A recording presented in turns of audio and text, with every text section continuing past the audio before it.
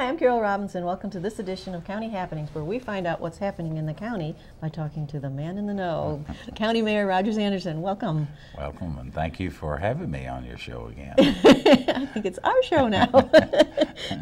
It's been such a long-standing one. Yes, it has, and you've continued to brave difficult weather. Most everyone knows we're taping this show, so it shows a couple of weeks after we tape it, and you had some kind of nasty weather to have to fight today. Yeah. Well, you know, when you live in the country, you're used to bad weather. If you're not used to bad weather, don't live in the country. That is true for so many things. It's we've been blessed this year that snow and ice just kind of either it's right on the cusp, right on that border, and we get a little, but we're not getting what.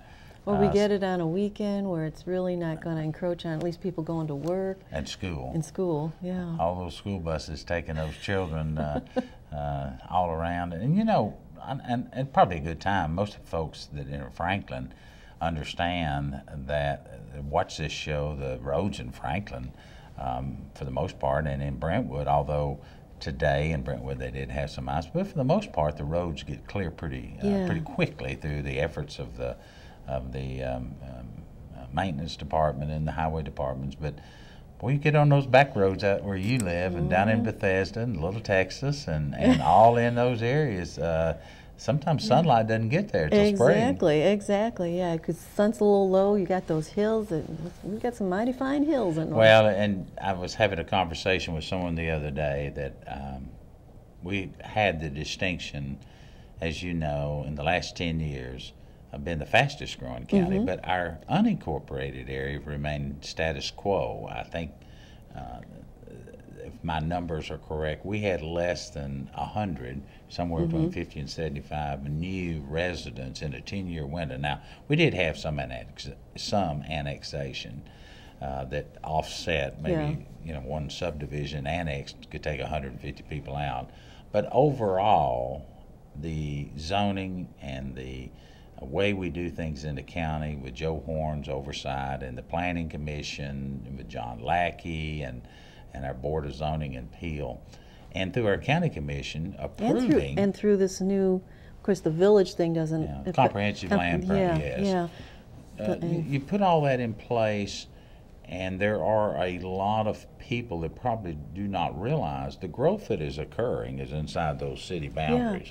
And it's fun, especially I have an advantage of living in the country, I think, but I get to see the difference. When people say it's all built up, and you know, I have to say it's built up in one area, a couple of areas along the corridor. You come out my way, and we've only had one new house in the 25 years I've lived here, not including ours, built on our road. And I think that's important. When if you go up in a helicopter, or if you're have the opportunity to really look at some of the demographics of where it is, certainly Cool Springs in the last 15 years, 20 years has just exploded. Well, when we moved here, it was strawberry fields.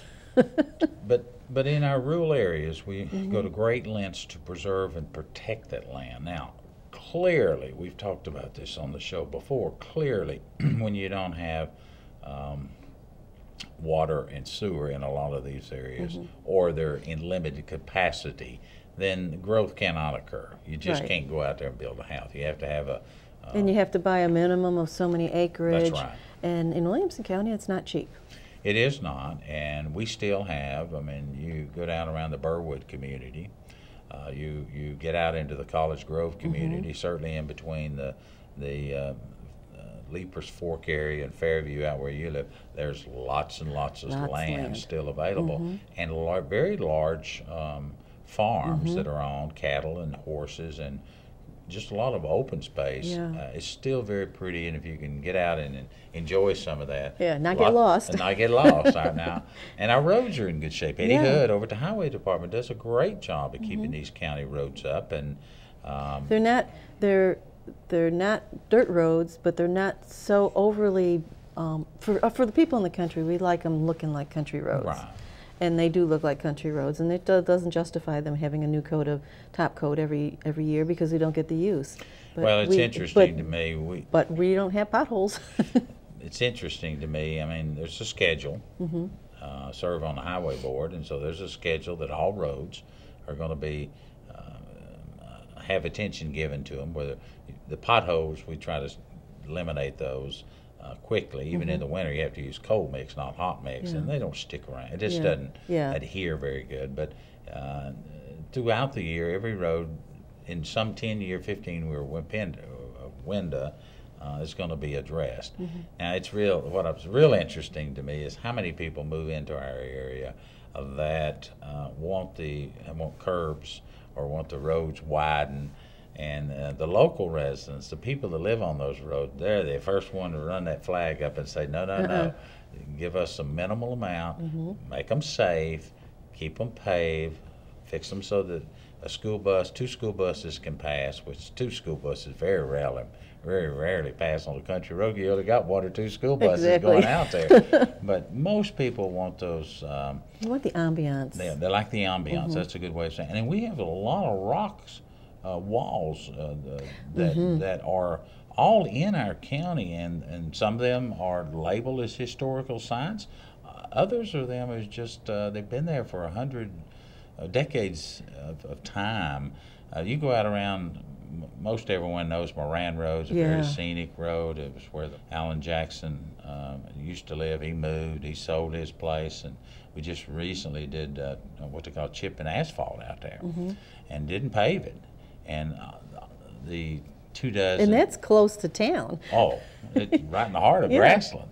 And when we scheduled it in 2011, we met with the residents, and you have to have a minimum width to do paving. And you're obligated through the state of Tennessee monitors that. Of course, we get some funds from them, very little. But you still have to maintain engineering standards of so many feet, and so much base. Yeah, and so much fall and the ditches and all that.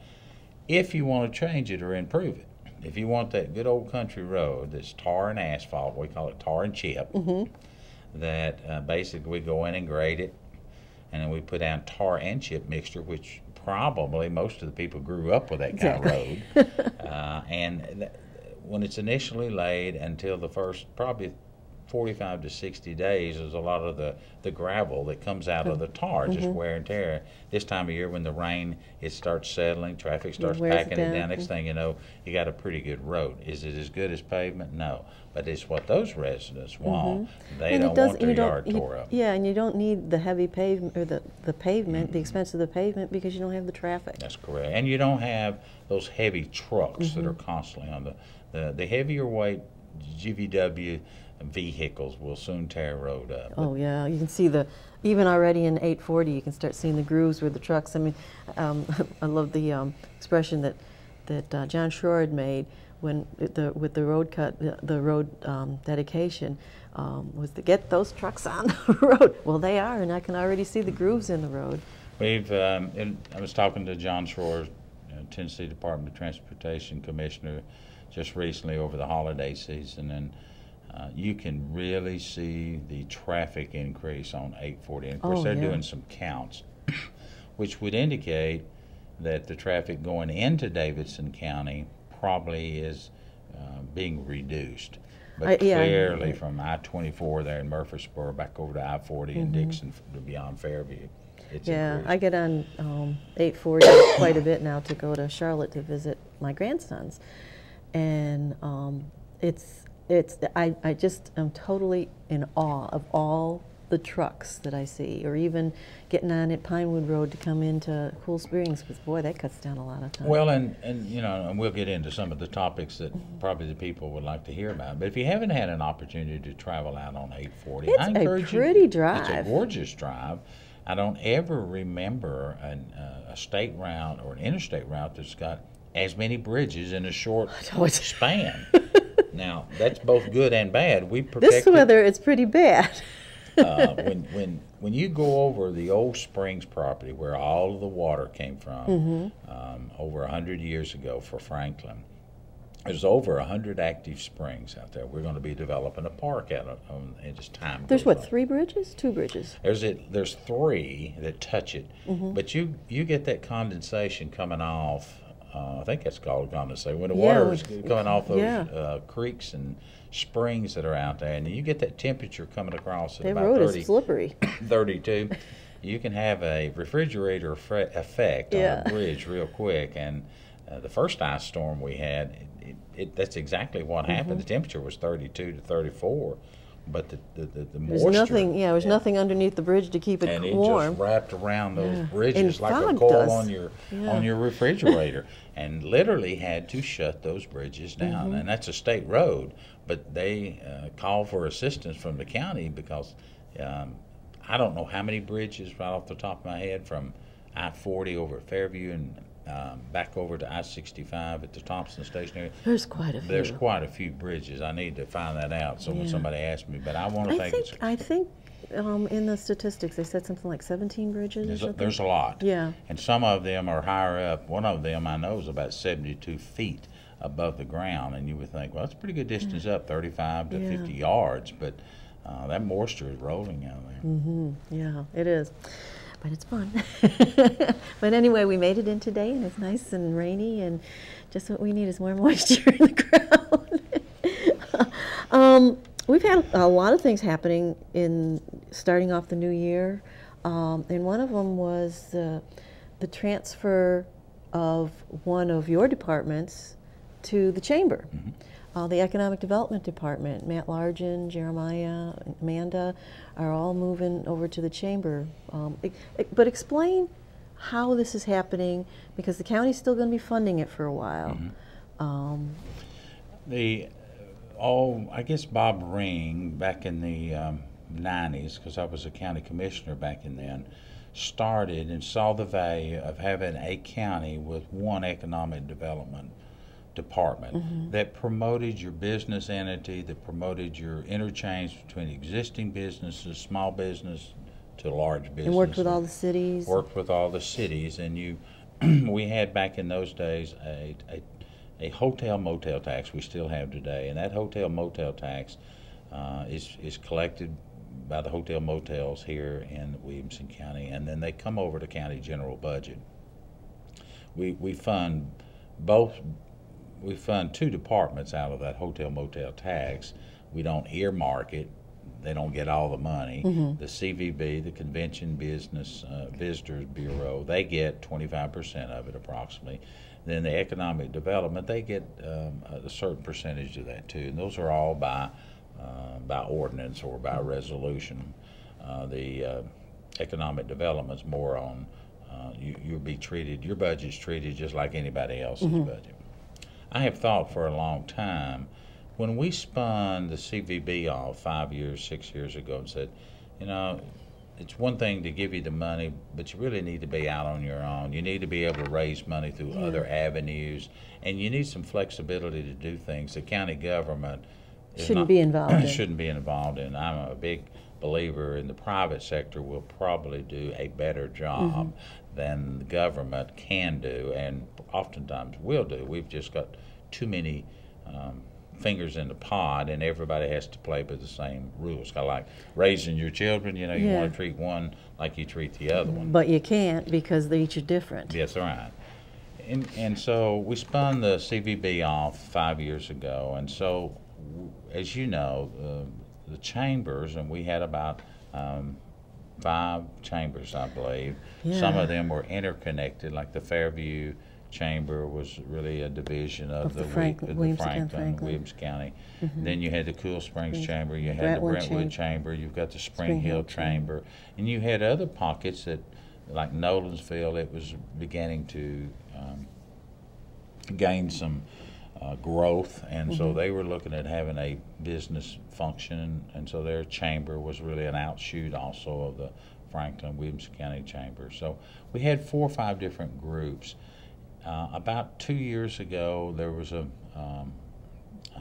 activity that started to consolidate for the business community, so that when they moved here to town, they would have one chamber in which. Yeah, because it was starting to get really confusing. With each chamber had activities to raise funds, and some of these businesses were members of 2 or 3 of the chambers, or more. And it was starting to eat into their pockets. So about 2 years ago, there was really a concentrated effort by several of the chamber members to consolidate and have one chamber. Now, I'm sure that wasn't received. The conversation went on for years, as you know, but it probably wasn't received by the employees of those chambers in those early days because they're worried about their job, and that would be natural. Right. You know, when the paper sells and consolidates, and every time a 4-year election comes around, you do worry about your job, and you wonder if you're doing a good job. Don't care what you're doing. The process continued. Brad Dunn was chosen to lead this charge and do this consensus building and show the pros and the cons of it. In September, fast forward to September, about in 2012, all of the affected chambers took a vote by their members, and that vote was overwhelming. Yeah, it was like 90-something%. Unbelievable. They said we need to have one chamber, and so they voted to consolidate, and now their logo reads 1-2-1 or 2-1. Well, one Williamson, So one one chamber, chambers, or yeah. one chamber, one Williamson. I think is the Something way like it reads. And so they hired a temporary person to come in and do some of this consolidation, and to that was Jerry Sharber, who had been around. He was ex-mayor of Franklin, had been around, knew the players, knew that you had 3 or 4 different offices. You had to find one. Had 3 or 4 different health insurance plans for each one of those.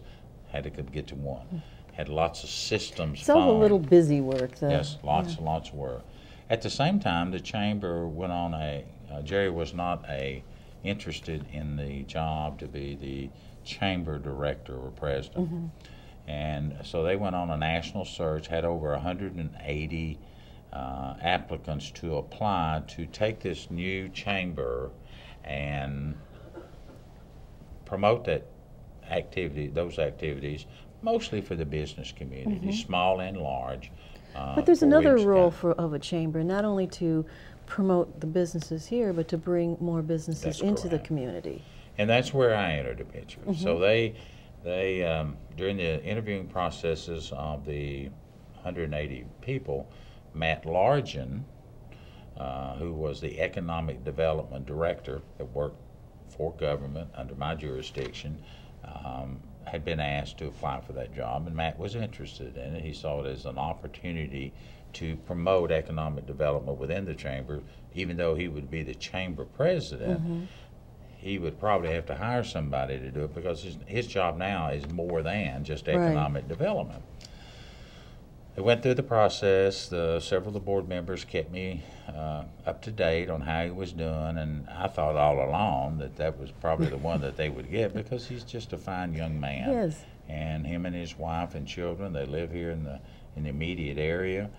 She's a teacher at one of our schools. They know the people, they know the area. There's no learning curve. I stole him or hired him away from Nashville several years ago. That I wanted just to take our economic development to a new level, and he has done that. I don't think economic development, people that move here or expand their operations, is a result of 1 or 2 people. It's a collective effort. We have a lot to offer somebody, whether they move to Franklin or Brentwood, but we need to be there at the table with them, helping with some of their issues. We need job growth in this county, just like every other city in the county, and it's very competitive out there. Oh, yeah. Because everyone wants a new business to come to town or to expand a new business in town. Matt won the vote of all of the chamber delegates that were looking into this, and so he came to me and basically turned in his resignation. He said, "Oh, by the way, you and I have had conversations over the years. What do you think about economic development being rolled up under the chamber?" So I did think about it. I slept on it, and I planned to do that in a couple of years anyway, to roll it out. And it was a good time for us to get out of the way of economic development, let the chambers run. Now, I didn't want it to fall or stumble, but Matt would give it that guidance and hold the hand of economic development and keep the momentum going. So effective on the 1st of February, the entire department goes over to the chambers. what the, ultimately we want to see the economic development continue to flourish from Spring Hill to Fairview to Brentwood and Right. Franklin and Nolensville and all points in between. But the money that we would receive on it, I've agreed this first year in concept that they had about a $300,000 budget to run their department. Out of that would come out of their salaries and their benefits and all the things that Paper and everything.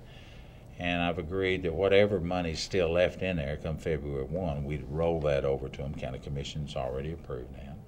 The upcoming budget, again, we work off the concept of if you had 300 last year, unless we cut budgets, then you would have that much for next year. And so whatever the guidelines are that come out under our budgeting process, they will have to abide by them. mm-hmm.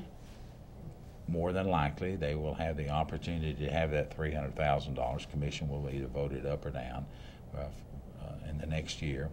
And that money will roll over to them for one more year. Now, they've got to provide us justification for the money. That's correct. They have to give us This just can't fund the chamber. This has got to create economic development. That's correct.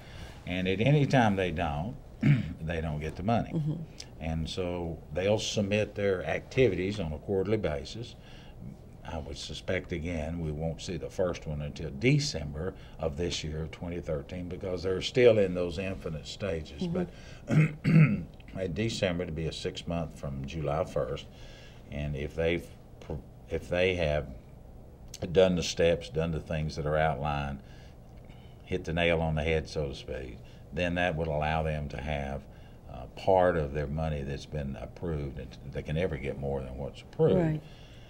Ultimately, hopefully in 2015, which is a year and a half from now. Hard to believe. It is hard to believe that they've been successful going out to the business community, raising capital that we can reduce our commitment to it. Just because we're not running the department doesn't mean we're not interested in the growth of this county. Right. And I suspect this will also expand to our city partners that, really and truly economic development occurs within those cities. Mm-hmm. Yeah. Not in the county. Yeah, you're not seeing malls in the county. But it made sense that it all came out of county government so that each city didn't have a division of economic development. But there could be a closer relationship now between the chambers and the cities and how they raise money. And there's certain pockets of our, for example, in the Cool Springs area, that's very involved in business entrepreneurial Oh, growth. yeah. So. Oh, yeah. So it goes over, and I know they just walked out and gave us a cue card. We're finished and got to 2 items. And I went into deep discussions because I do want people to understand we are not going to continue to fund it at the level that it is, and their job is to make it grow. So yes, maybe for the first year and a half. Basically, you're helping them to get started, but eventually they've got to wean themselves from county government and become But we'll never totally ever be to zero because it is important the county continues to grow. Well, and the county benefits from economic development through the tax base. They sure do. And there's a lot of things that they can't negotiate. You have to have the county involved with. Well, Metro does it this. Most of your large cities do it this way.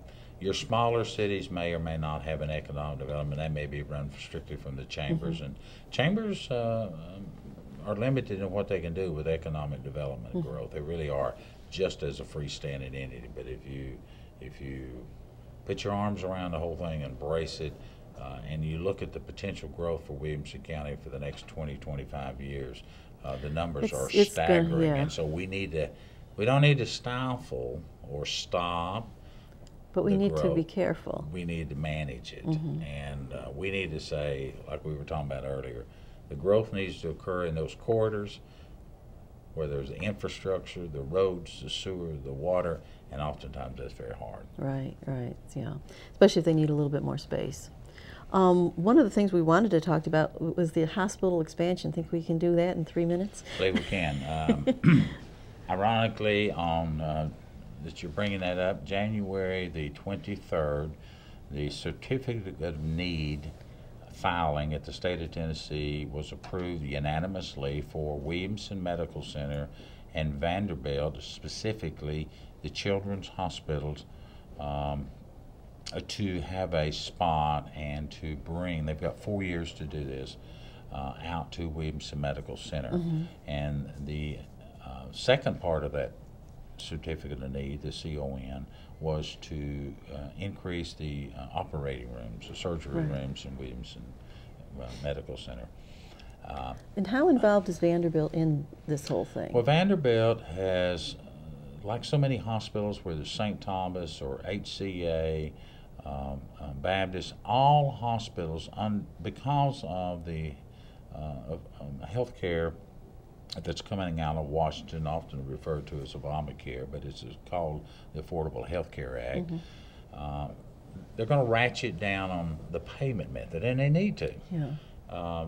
You know, it's close to, it's over 15% of our GDP. Mm-hmm. So you've hospitals, the only way they're going to really provide this continuum of care from the time you're born to the time they put you to rest is you're going to have affiliations throughout your geographic area.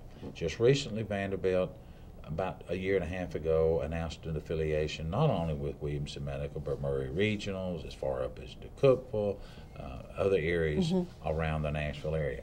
Then about 30 days ago, they were able to have an affiliation even on the further side down into West Tennessee, Right. going around the Tennessee River and looking up into the Knoxville area. You want to have that continuum of care that you have, you and me, that from the time you're born to the time you pass away, that they can offer that services, because that's the way healthcare is going to be paid for in the future. Those are the new rules. A lot of people think here in Williamson County that Vanderbilt is buying out Williamson Medical Center. It's not true. It's in a partnership, it's an affiliation, and the board of Williamson Medical Center, and there are certain ones that set in on those meetings, and Vanderbilt has to give the Williamson Medical Center the first right of refusal. If they don't want it, they're free to go someplace else. Likewise, Williamson Medical Center has to give Vanderbilt the first right of refusal for new activities, running all the different facilities. But the initial step was 2 years ago, the affiliation. Mm-hmm.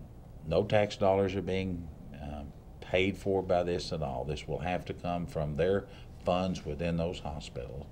And we have 4 years to make this children's hospital and the new surgery wings up and viable for citizens here in Williamson County. It'll be a freestanding children's hospital, lots of details to be worked out, but your first step was to get the CON. It's approved. Now you got to get busy and figure out how to do it. And you got 4 years to get it done.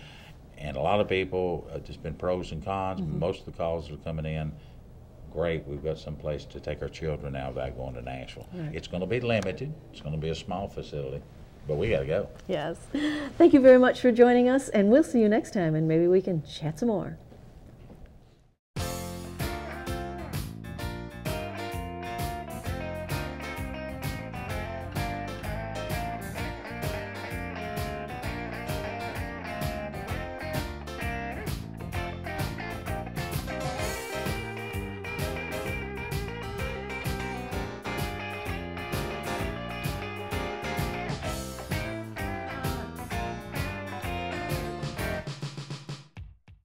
I am for the child who's had 7 addresses in a single year, because she's in foster care, because her father abused her, and her mother couldn't believe her.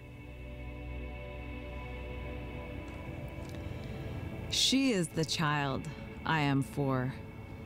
I am a CASA volunteer. I am you.